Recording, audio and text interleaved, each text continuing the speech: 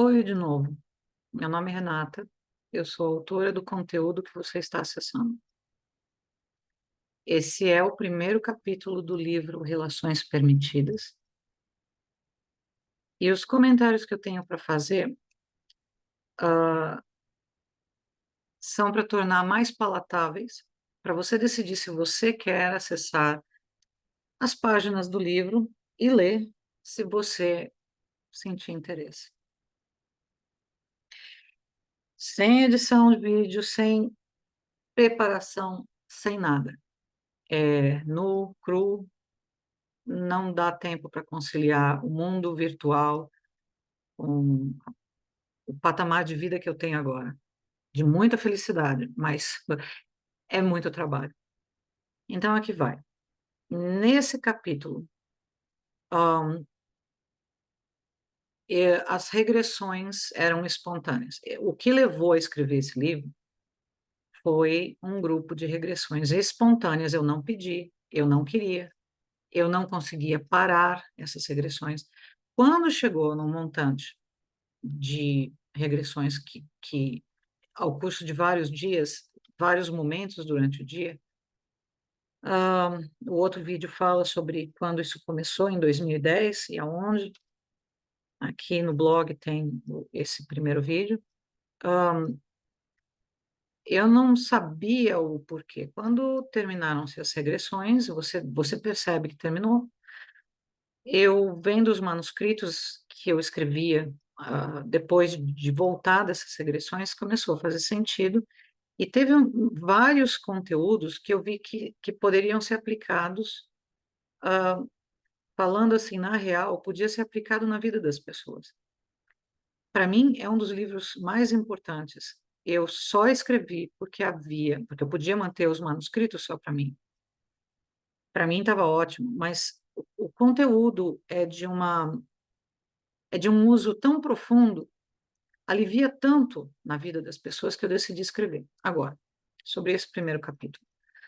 Eu sabia de autores conhecidos nos Estados Unidos, na Europa, no Brasil, que pessoas comentavam sobre regressões de vidas anteriores à humanidade, a existência da humanidade, a existência do Homo sapiens e a existência do planeta Terra.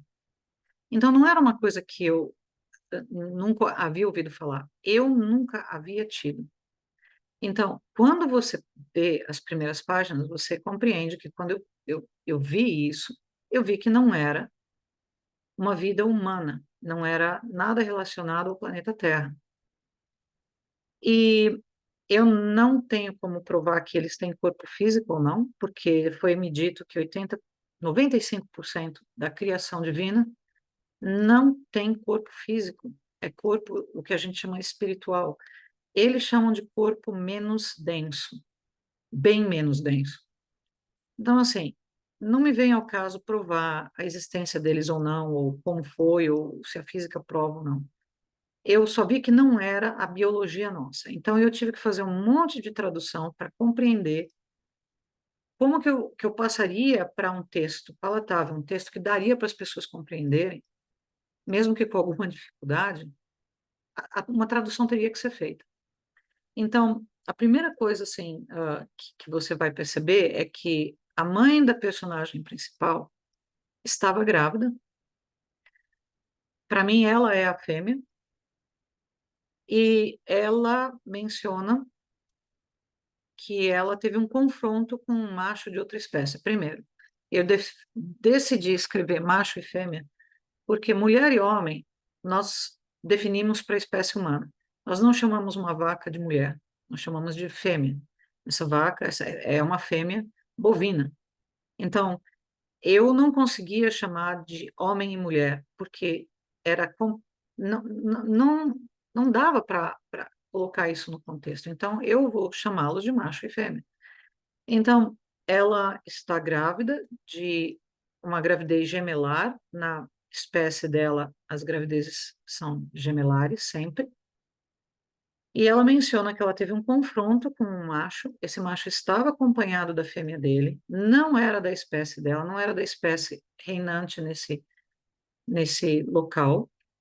E para não perder os bebês, ela não entrou em confronto físico, porque ela poderia. Eles são realmente dados a conflito, essa espécie. Eles são belicosos, eles gostam. Mas ela deixou claro que se ela entrasse em confronto físico com ele, ela teria perdido a gravidez. E a gravidez é muito complicada de acontecer para essa espécie. Então, ela decidiu deixar acontecer a, a, o ataque dele com a fêmea dele perto. A fêmea não participa do ataque, mas ela está perto. Quando você tem um macho e uma fêmea, você tem a energia dos dois juntas, ou o veneno que eles têm, ou o que quer que seja, e ela foi contaminada por essa substância desse macho. Eu chamei as substâncias dessas espécies que eu vi de fator, porque na realidade é uma enzima. Então não é veneno, é uma enzima que se transfere por contato, qualquer contato físico, um beijo, um abraço, um aperto de mão, coisas mais profundas que isso, e, e às vezes até só a proximidade já é suficiente para esse fator. Por que que eu chamei de fator? Porque enzima é uma coisa para corpos biológicos, no meu ver, mas de fato essa substância que é transferida entre seres, ele age como uma enzima dentro do corpo. Ele facilita reações que sem essa enzima não aconteceriam. Ela não se contaminou. O que contaminaram foram os bebês. O machinho, a fêmeazinha dentro do útero dela, foram contaminados pela enzima desse macho, que não pertencia à espécie deles. Mas a gravidez correu tranquila, o parto foi tranquilo e os personagens principais, que são os bebezinhos, nascem. Outra coisa que, nesse momento, eu vi muito rapidamente, que eles reproduzem por clonagem. O macho gera um clone dele próprio dentro de si. E esse embrião, mais ou menos como acontece com os cangurus, que nasce um embriãozinho, assim, uma coisinha bem pequenininha, é transferido para aquele do casal. Nesse caso, a espécie se reproduzia por casais, eu vi espécies que se reproduziam com mais do que dois, então, para acontecer a fecundação, ou como quer que você chame, precisava de mais do que dois, mas eles transferem para um, e esse um eu chamei de fêmea, porque, na minha visão, a fêmea carrega os fetos, é ela que sustém a gravidez. Mas eu vi casos como o do cavalo marinho, onde é o macho, o que eu defino como macho, carregar a gravidez. Nessa espécie, das personagens principais, quem carrega a gravidez é o que eu chamei de fêmea, e ela recebeu o clone do companheiro dela, um clone macho, e ela produziu um clone fêmea. Então, ela carregou o que para nós não seriam gêmeos univitelinos, mas é um casal de gêmeos. A outra forma de fertilização é a contaminação, mas nesse caso, a contaminação aconteceu já com os fetos dentro do corpo da fêmea, e isso faz muita diferença. Então, vamos dizer que, se fosse comparar para nós, era como se houvesse uma forma de você já tem um bebê dentro do útero e ele pode ser injetado o DNA de outra pessoa ou as enzimas de outra pessoa, que não o pai e a mãe daquele bebê. E eu aprendi a ficar muito quieta quando eu estou em regressão, porque eu não quero perturbar a pureza da mensagem que está sendo passada, a pureza daquilo que eu estou vendo. É muito intenso, você realmente está presente, pelo menos essa é a sensação que dá, então eu não quis interferir. Mas é claro que quando você está observando uma biologia que não é aquela que te compete, mesmo aquelas que você conhece, como um puma, um passarinho, um cachorro, que pertence ao mundo que a gente conhece, é mais difícil ainda, porque você começa a procurar associações. Então,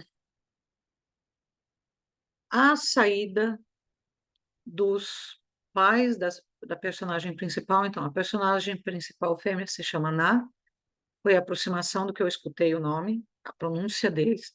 Primeiramente, eles não falam, eles têm uma capacidade telepática, mas eles podem falar se eles quiserem. E me saiu como Na. O macho se chama Azul. Então, das personagens principais, os pais se chamam Fá e Bo. Fá, a fêmea, Bo, o macho. A saída dos pais para procurar a única coisa que eu vi eles comerem lá, se alimentarem, de precisar se alimentar, foi o que para nós seria assim, como quando os elefantes vão atrás de sal para lamber na natureza. Era algo que corria das pedras, um líquido viscoso que corria das pedras. Não sei se era sal, não me parecia cristalino, mas enfim. Esse líquido que escorria das pedras, todas as espécies desse local iam de tempos em tempos para lamber. Então, algo como para nós seria o sal, algo importante para eles. Eu queria que você prestasse atenção para a força da união entre esses gêmeos. Isso aconteceu entre esses personagens principais, eu vi também isso nos outros seres ali. Tanto das gravidezes gemelares, como as de trigêmeos, quadrigêmeos, quíntuplos. Eu vi até 7. Não sei se existe mais. A união é muito forte, mas é realmente assim, é algo que brota aos olhos, de ver como que eles são unidos. E a forma como eles parecem, né, como dentro do útero, eles se colocam um em concha, uma concha interna, uma concha externa, concha interna e uma externa, eles dormem assim, para continuar passando, equalizando o que quer que eles tenham vivido durante aquele dia. Aquilo me chamou muita atenção. E esses partos de gestação múltipla, você vai perceber que aqui eles falam que quando é mais do que um casal, um parto duplo, então um parto gemelar, sempre um macho e uma fêmea, não tem dois machos, duas fêmeas.